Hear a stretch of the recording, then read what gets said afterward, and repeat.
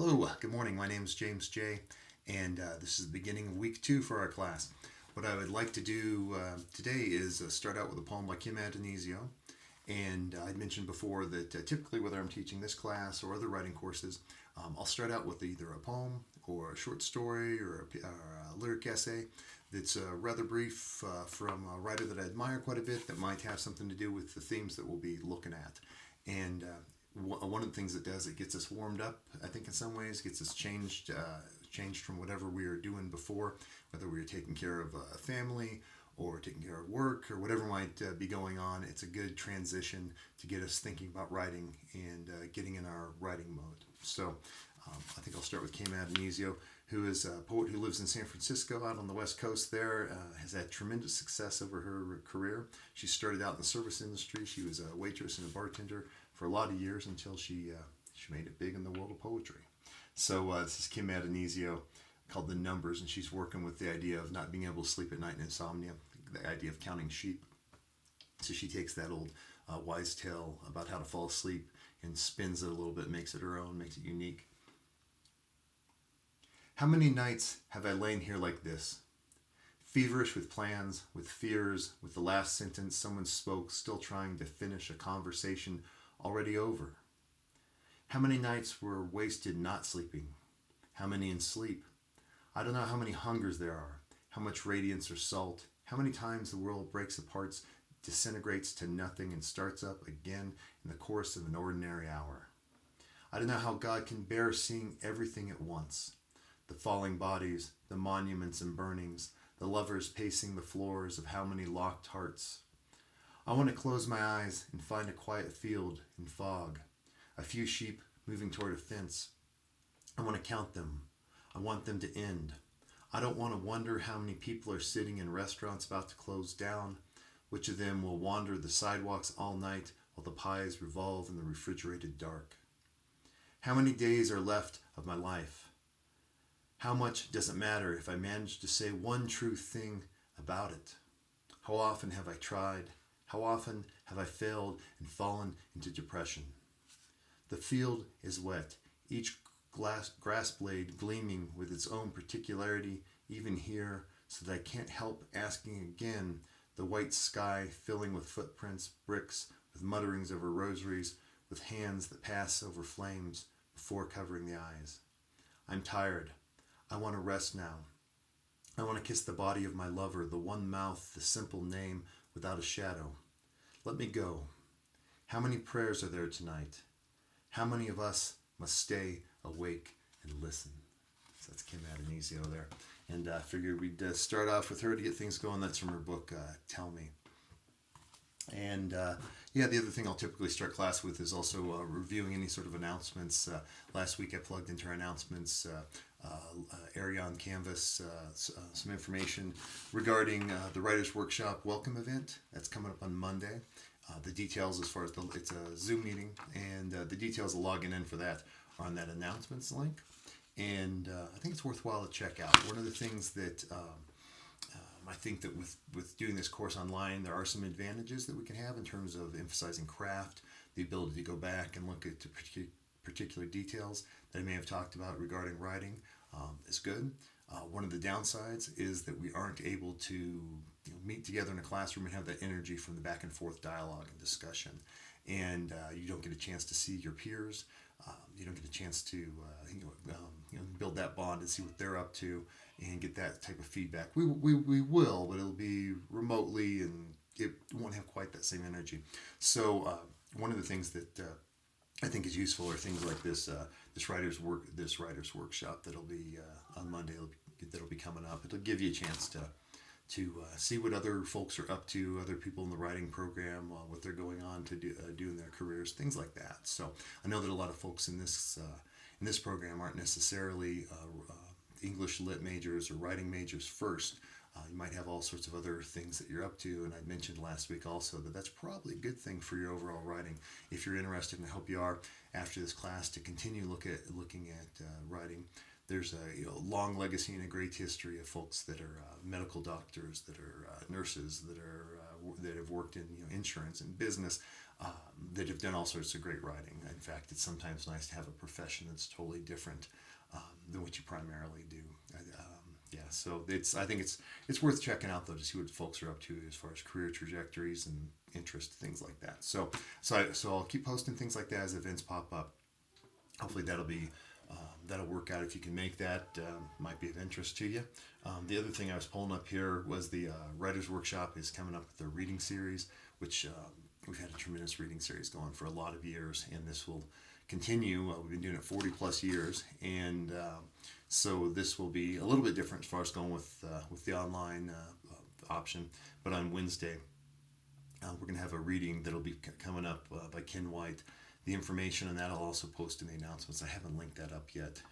They didn't have the Zoom meeting number and passwords when I looked last, so that will hopefully be up soon. So a couple of things to try to get a little chance to get some of that energy, and since we are working online or remotely, it's easy to feel isolated in that way, and trying to work against that. So hopefully we'll get a chance to see what other people are up to and you're not feeling like you're writing remotely all on your own. So, I mean, I guess that is sort of the continual condition of writing. It's a solitary sport, but it is nice sometimes to see what other folks are up to and to be able to share the results of that writing too. So yeah, typical class. I would use this time to do a little bit of recap where we've been. That's what I've been doing, and then what we're up to now, and then where we're heading. So we had from last week we had our reading assignment, and we started out with a few chapters from that Rose Metal Press field guide.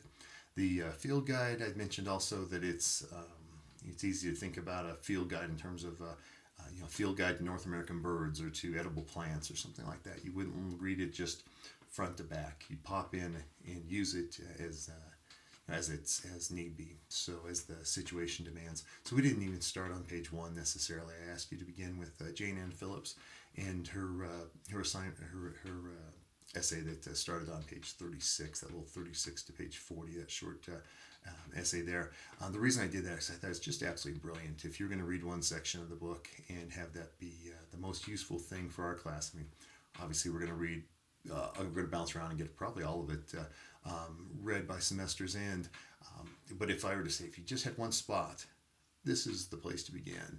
It's absolutely terrific what she's up to in that section. Down the road, in a couple of weeks, I'll start posting some discussion boards and some things like that. But what I'll do today is I'm just going to end up leading the discussion just to give you an example of the way that I look at these reading assignments, how I think they might be useful to you as a writer. So I'm going to pull that book up. If you have your book handy, that would be a good time to get it. The nice thing with this being online, you can always hit pause and get your book and get that together. Get a chance to get a little more coffee or something. There you go. And to look at these things in a little more detail. So I'm going to bounce through some of our reading assignments. I'll talk about some of the things that I was looking for in particular and how I think they might be useful to what we'll be up to. So I'll hit a few of those, and then from there I'll end up talking about what's coming up next. And then the way that we'll end up doing this course is I think it is worthwhile to have a little bit of a routine with the way those modules come out. So I've used the last week or so to get everything diagrammed, and I like to use, mostly end up writing, wrote for newspapers for years and years, and wrote poetry for years and years. So I was never any sort of visual, as far as any sort of painter and a visual artist or anything like that. But there is something that I imagine if I had some talent for that, which I don't, I probably would like it, because I like using like kind of sort of big papers and these kind of long scrolls and things like that, put my thoughts together. So I've got everything crafted out with the way the whole semester will go, as if in 2020 we can have a concrete plan. But I've got all that lined out, and I'll start feeding that in, and then by probably next week we'll have a regular routine that we run through on those modules. So this is still, the first week was a little bit light, I think, on our overall reading load. Wanted to let you get a chance to get used to pick up the book, to get used to the technology, whatever that might be. And I think that also getting used to other courses and the routines there, it's going to be a little bit I think it's new for all of us, so it might take a little bit. So last week was a little bit light. This week will be a little bit more like our regular workload. So, and I'll have a bunch of, to do that, I'll do kind of introductory videos to the week. And then I'll just start scrolling through and hitting some short videos. I think it's probably worthwhile to do them in terms of small little videos, so that I might just have a small lecture on titles, or small lecture on writing in your journal, or keeping a journal, those type of things.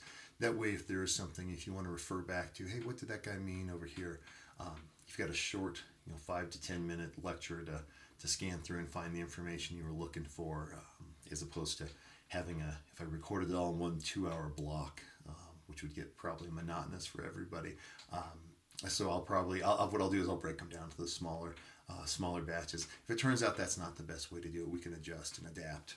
Again, as the theme of 2020, adjustment, adapt, improvise, that type of thing, and we'll figure out a way to overcome. So let me pop in, though. I go off on that digression there, and hopefully give you a chance to get your book. And let me scroll through to some of our reading here. I mentioned Jane Ann Phillips. That's where I thought the best place to begin was. And so I'm going to pull through here. And one of the things I would do typically in the classroom is we'd look at just certain passages and start talking about them, see what happens. So I'll be having that sort of imagined dialogue in my mind, a little back and forth, and we'll see what happens. So one of the places on page 37, the first indented paragraph of page 37, Jane Ann Phillips mentions, she says, "I use literature itself as a prompt in the teaching of writing, and I often ask students to write one-page fictions. The form demands economy, precision, and the attention to every word that is necessary in each line we write. The form demands a great title, a title that is redefined by the story and attains more layers of meaning each time we read the story."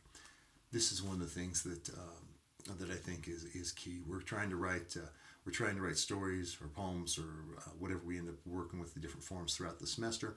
We're trying to make some sort of writing that's worthwhile to come back to. That's something in this day and age. A lot of times we're getting information and we're just kind of scrolling forward. We don't linger and come back to something and consider it a little bit longer. With the type of writing we're doing with literature, it's the kind of thing we want to do something that will hold up longer, so that we can read it multiple times and still think, this is incredibly powerful.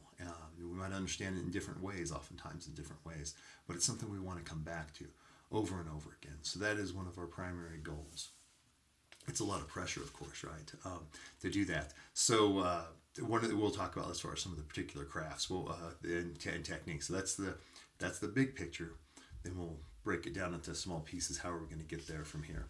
But I thought that was a good synopsis, a short little description of what we might be up to in this class. And of course, the examples from literature she mentions, she draws from literature when she's teaching. I do the same thing. Obviously, I opened up today with the Kim Adonisio poem, last week with Robert Bly writing, and I think that's the way to do it, and that we see how something that we greatly admire. We get to see how this writer does things and break it down and consider the ways that we might be able to use some of those concepts. So I'm going to scroll through to the next page where she had the example. So that's the bottom of page 38 and goes to page 40. She writes this short flash fiction piece in response to a picture of her parents' wedding. I think this is absolutely brilliant. This is one of the best examples in the book, in my opinion. It's such a great photo that she's looking at anyway. I think it's interesting. I've read this example both for teaching this class and just my own interest multiple times, and it holds up every time. It's something I get just a little bit different feel each time I come back to it of what it's up to. And so I do hope you enjoyed that piece. This will be in some ways what we're up to when we're responding to other art forms. So she's making this response to this photo. Of course, there's the link that we know that it's her parents as far as from reading this essay. Although you could read that flash fiction piece and not necessarily assume that the writer's it's a picture of the writer's parents at their wedding. But she sticks to such great details. There's the little bit of information that she points out that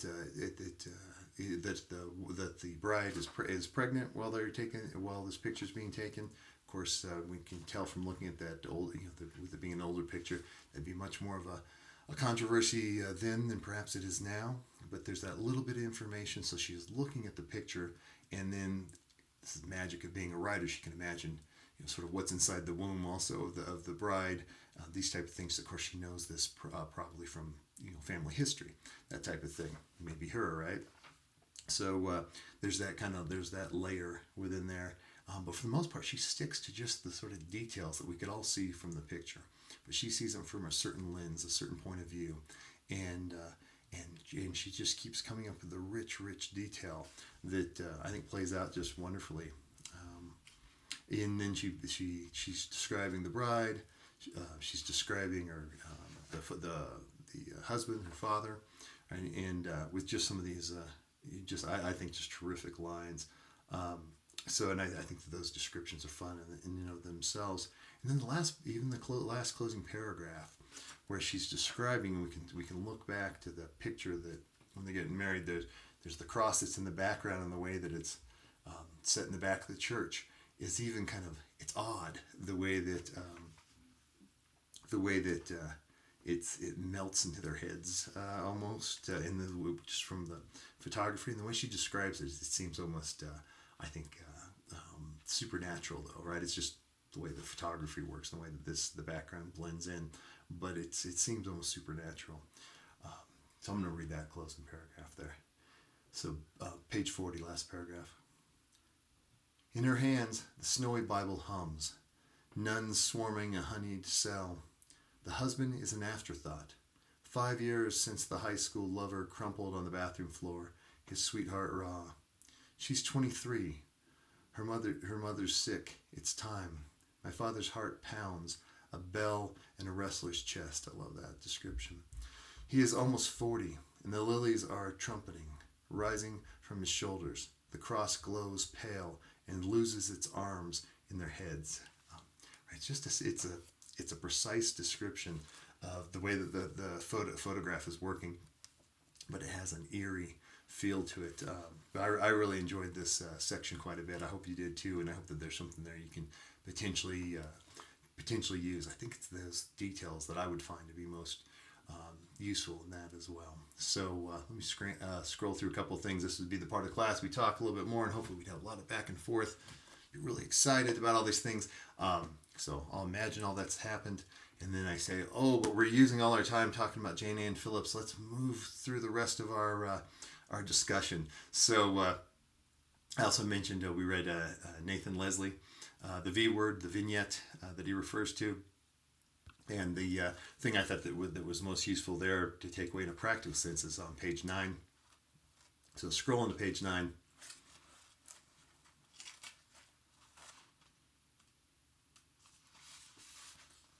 There we are. So about halfway down the page, we're under the section called that he says a taxonomy. If I had to provide a taxonomy of flash fiction, I'd say one could break down the form into 5 primary types, and then he does. He talks about the monologue, and he gives kind of some famous examples. These are also when they make reference to these examples. These are something too that you potentially can look at on your own and want to go and look these things up and check them out a little bit further. It's one of the things too with this being a field guide. I'm thinking of this as a field guide, is it's going to make reference to a lot of things that aren't even necessarily here. But as writers, if there's something that's a style that you find over the course of the semester that you really like to write in, as far as this sort of monologue, then you might want to make a little note on the side.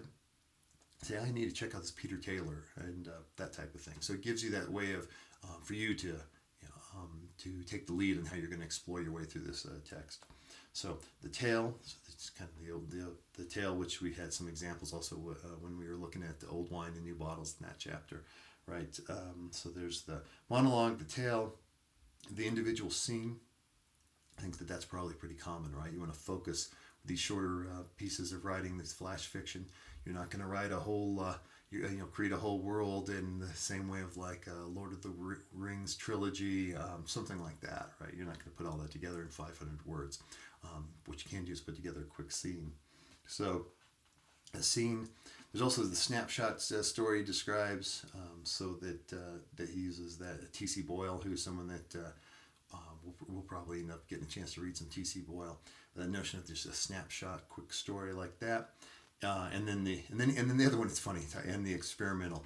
The experiment. I guess that is sort of like your miscellaneous. It's a fancy way of saying miscellaneous category. So looking at these sections as far as thinking about ways that you might write a story, I think it's pretty useful. The last one I'd say, it's a little vague, but it is something to think about as far as being experimental. And we'll read for this coming up week. We'll read some work by Michael Martone that's just a blast. That I would think would fall into the experimental, or at least any sort of non-linear storytelling methods. So, but yeah, that's the thing I thought was pretty useful here.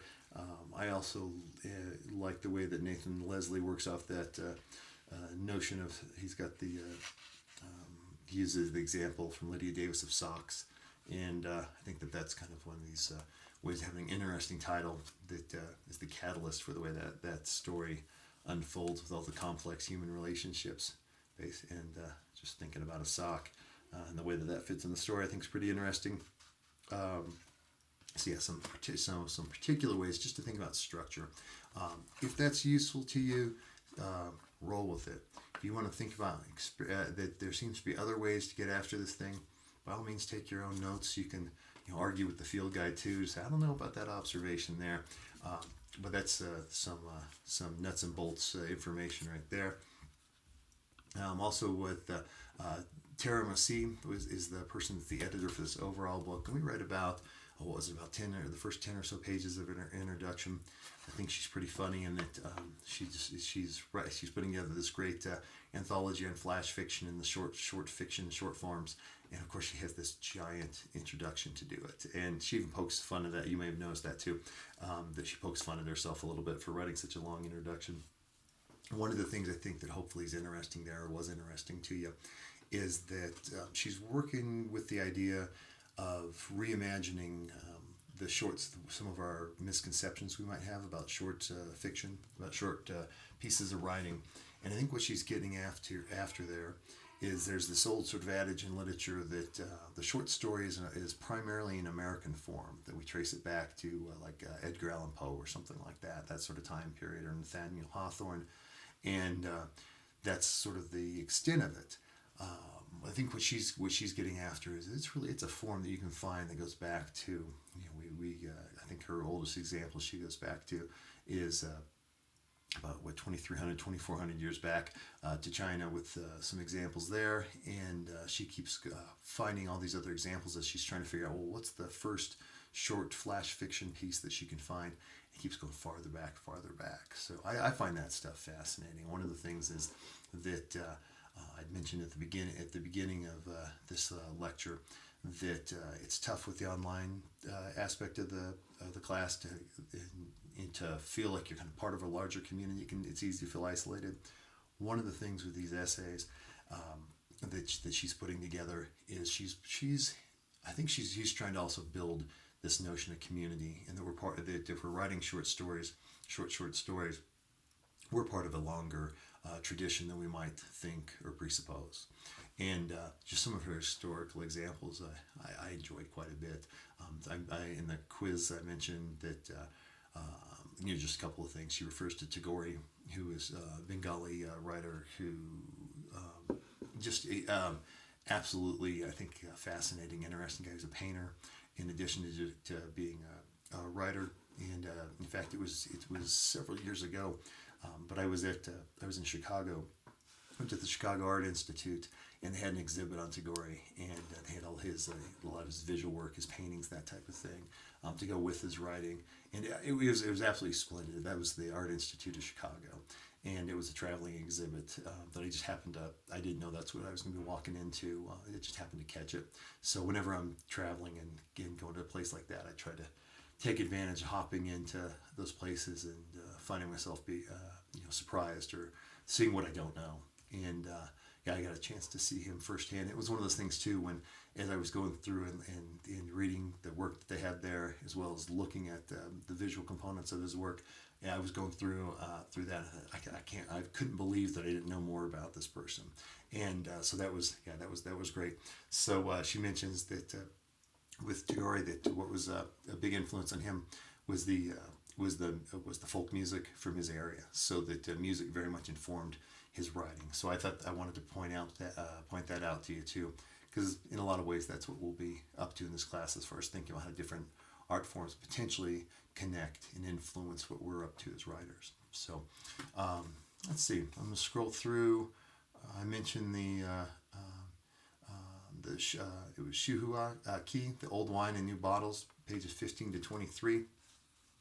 And considering the past is a source of your writing, and that was another section there that I thought was pretty interesting.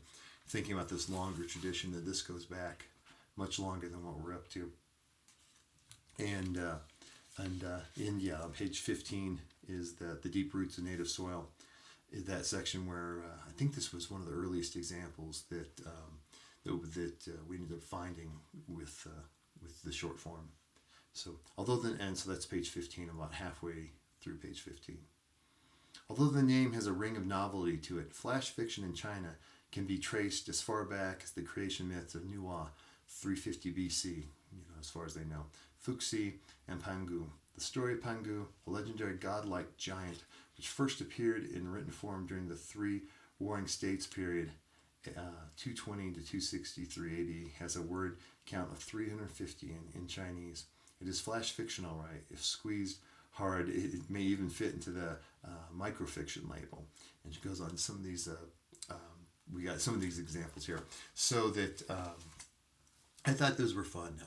One of the things with flash fiction, with the brevity of it, seems like numbers come up a lot. Right? We talk about word count, and that seems to be something that defines it. Beyond that, a whole lot of things can happen.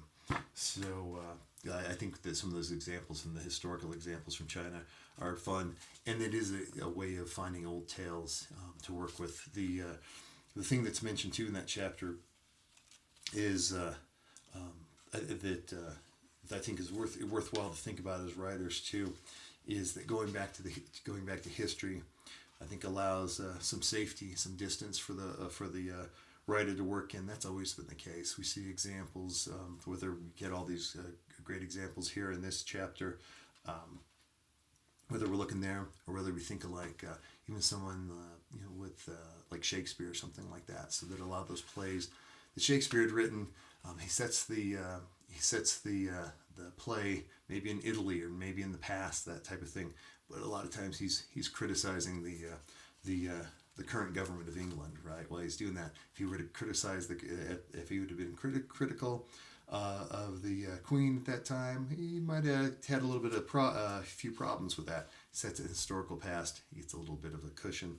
That was one of the things too with the they mention in this chapter. The Cultural Revolution comes up a couple times, right? Where Chairman Mao basically was seizing control of everything, and writers and artists were persecuted if they didn't want to write propaganda for the government or didn't want to just be quiet and do something else. So that is a way for them to have.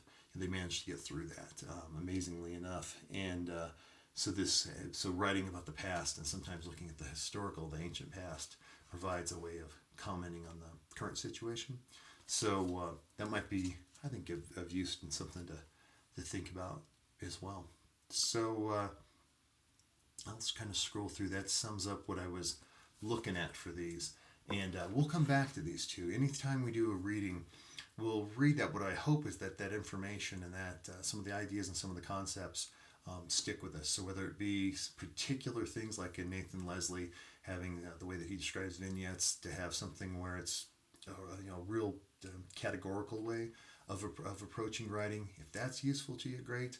Whether it's more of a conceptual way, thinking about what sort of literary tradition you're writing in, that might be useful. So we'll come back to these things. But yeah, I think what I'll do is I'll probably stop talking about that for a while, give you a chance to sort of catch up and think about those things, and then I'll give you a little outline with how things will go for this coming up week. What I'll do is I will post in the modules, I will post your next reading assignment. We got some fun stuff coming up.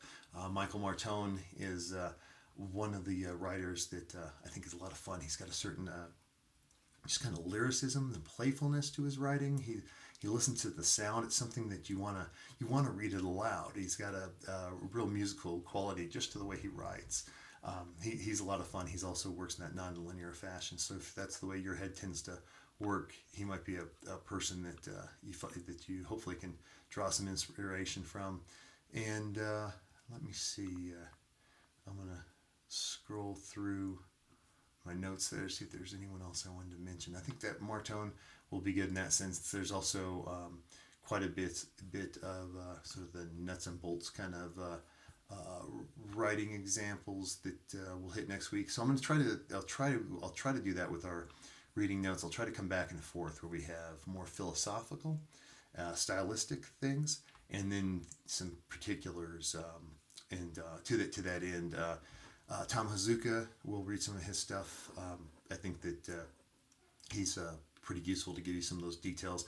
I think about it, if we're trying to pick up all these different writing techniques or writing craft components, it's sort of like if you have a toolbox. So you want to have a few different tools in your toolbox if you're going to do a few different jobs, right? Just having a toolbox full of hammers, that doesn't help a lot unless the world is a bunch of nails. Then you're trying to fix it like that. Right, you need to have a few different tools for a few different jobs. So toolbox I think about also, I can think about that from the perspective of a wardrobe. Sometimes it's nice to have a little more dressy formal stuff for weddings and that type of thing. Sometimes you just want your old t-shirts or your exercise clothes, whatever that might be. But you wouldn't just have one particular suit and call that a wardrobe over and over again, right? So you want to have a few different things, a few different places that you can get, a few different tools that you can use when you're approaching your writing. So Hazuka has some information there. Vanessa Gebbia had mentioned is a lot of the nuts and bolts, and I'll have that all in a prompt, all the details of that. So, but I think those will be some fun ones. Definitely worthwhile to spend a little time with that. Along the lines of time, one of the things I think will be key for this class or any of your classes, time management, especially with this online component. It's worthwhile to go through and see how long it takes you to read these things. So if maybe you've already done that and you're thinking, I've known that forever, that's what I always do. Great, if that's the case, terrific. But if it's something that you haven't done before, it's worthwhile to look through and if we have, what do we have coming up, about 30 or so pages worth, 25 to 30 pages to read for next week. See how long it takes you to read that. It's worthwhile to just get your timer going. Not necessarily like trying to run a sprint, see how fast you can get through, but what's a reasonable pace that you can go through and let your brain kick around a little bit and look up some references, maybe stuff like that, and not lollygag maybe too much, but so that you can really understand what's going on there. The goal isn't to see, can I read 30 pages in 10 minutes? You could probably run your eyes over it that quick, I guess, but that would be different, right? I wouldn't think you could. I mean, if maybe you can, I can't. But the way that I like to do is to, like, what pace can I go through that I understand and I enjoy the reading? So whatever that takes, if that's if that pace is an hour for you, hour and a half, whatever that might be, make a note of that so you can make sure to have enough time blocked out for this class for the reading component. It's something that if you give yourself that time, I think you'll thoroughly enjoy it. If you don't give yourself that time, it'll be a chore, right? And then in that sense, it won't be useful to you as a writer. So hopefully the idea with these reading assignments is something you can enjoy, something that gets you excited about writing, and then you can go back and look at some craft elements and how you can use those yourself. So that'll be that. Let me check I've got my notes off here. Make sure I haven't got anything going through. Okay, also I will post, I'm also, this week with the modules, I'll post our first formal writing assignment, and I'll have a little video with that too. I'll have that going, as well as, let's see, we're going to do a little bit of recording too. One of the things it is hard to I actually have not met everybody, and I mean that's part of, like, with a writing class, you get to meet everyone, see what they're up to, a little bit of small talk. I think that's one of the enjoyable part of the class is to see what other writers are up to. So I'm not able to do that with the limitations of our format, but one of the things I'd like you to do, and I'll have again the details on this coming up, is for when you do finish that first writing assignment, I'd like you to record it. We're going to upload it to YouTube or whatever sort of technology works for you, and give us a chance to. And I'd like to make it available for all the class in the same way that if we had a workshop, we'd be able to see each other reading and have that sort of interaction. So we'll do that a couple times this semester just to get that. I don't want to be too much of a technologically, I don't want to be too much of a burden. For some people that might be easy. They have everything set on their phone, they're ready to go. Some people may not have much of a signal where they're at, and it's a big deal, and it's hard, it's difficult. So what I want to do is I want to make it so that the technology doesn't get in the way of the creativity and of your own vision as a writer. So I'll post some details on that too. But yeah, let's see. I'll get those lined out, and then this week we'll have quite a few of those little small videos and a bunch of little tinier assignments knocked through in the module. And so I think that'll be this will be a little heavier than normal. We'll get adjusted, and I imagine by week 4 we'll be in a rhythm.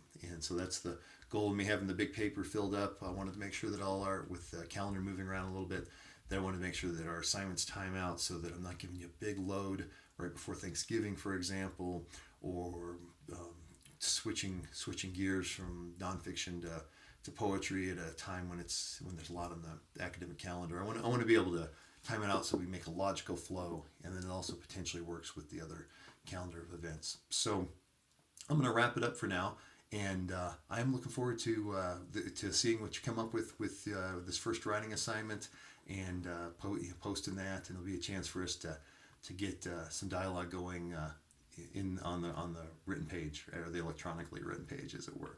So thank you so much. And with anything, if you have questions, email me early. Take a look at these things so that you can get a chance to plot and figure out how they work with your own life and your own scheduling, and so that hopefully it's enjoyable and we get to see some of your best work. All right, thank you so much.